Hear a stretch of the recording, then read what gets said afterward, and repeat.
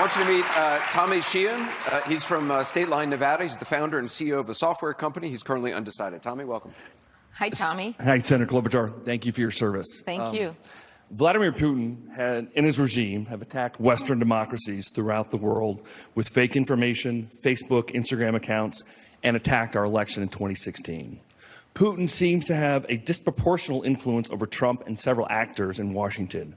What are your views on regime change in Moscow? Okay, so I think the way that you get people in other countries to want to believe in actually having a democracy is by having strong leaders in your own democracies. I will start with that, that respect democracies so they have something to look to. When you look at what happened with the fall of the Iron Curtain and other moments in history, a lot of people in those countries who were desperate for examples of beacons of democracy would look to our own country. So making sure that our democracy is working and that we have a president that actually believes in democracy is key. I think the second thing is to be very firm in our relationships with Vladimir Putin. We know that this isn't just about interfering in our election. We know that under his regime that they have done things like poisoned dissidents, like went after and killed journalists, like brought down planes, like invading Ukraine, which I'll never forget being there with the Ukrainians on the front line on New Year's Eve with my friend John McCain, one of the last trips that he took. Now, why did he take that trip? Right after Donald Trump was elected. He took me and Senator Graham on this trip to Lithuania and Latvia and Estonia and Georgia and, of course, Ukraine, because he wanted to make that point loud and clear to our allies that we stood with them against Russian aggression and that America stood with them. And literally every country we went to, the leader of that country would be on one podium and the three of us would be on the other podium.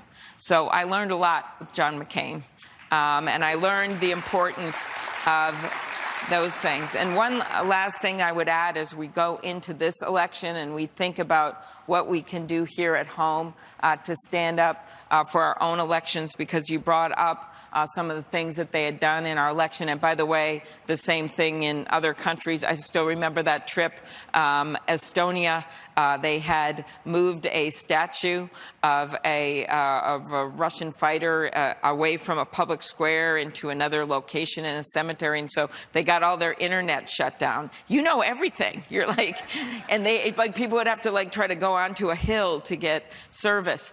And another country that we were in, they had allowed Ukrainian dissidents who were in exile, they had allowed them to come to a celebration in their country, and then those people got their computers hacked into. This is a long, long history. Or one of the stories I heard from one of the Scandinavian prime ministers, and she said that they were mad at their country, Russia, so they started running things on Russian TV that would get into their countries that said that they had run out of fruits and vegetables. And then all these well-meaning Russians would cross over to see their friends with carrots and apples because they, I mean, it just is endless. And so for our country's sake, what we should do, I think we never thought this would happen to us, but it did.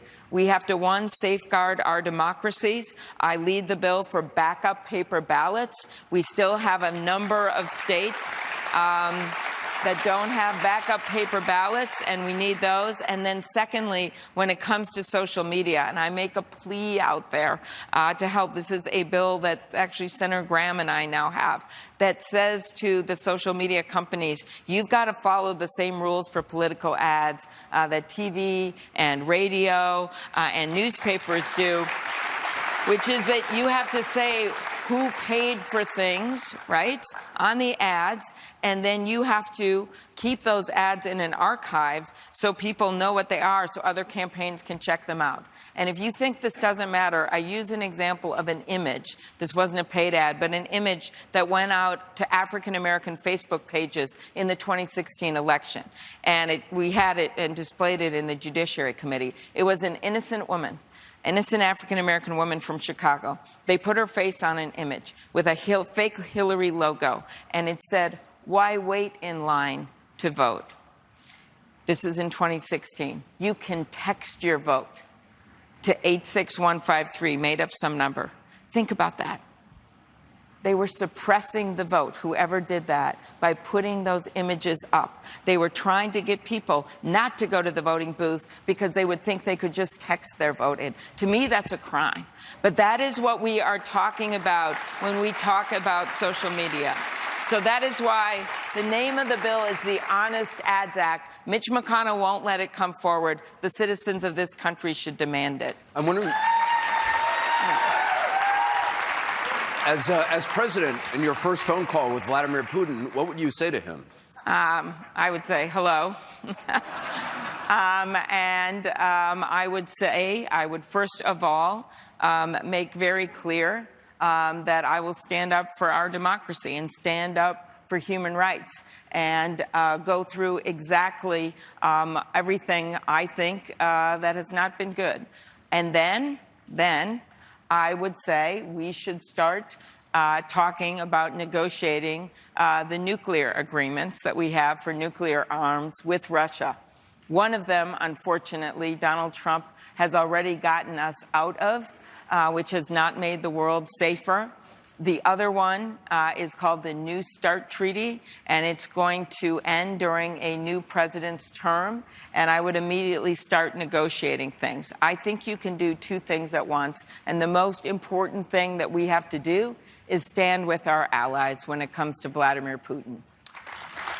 Also, I assume you'd allow your national security staff to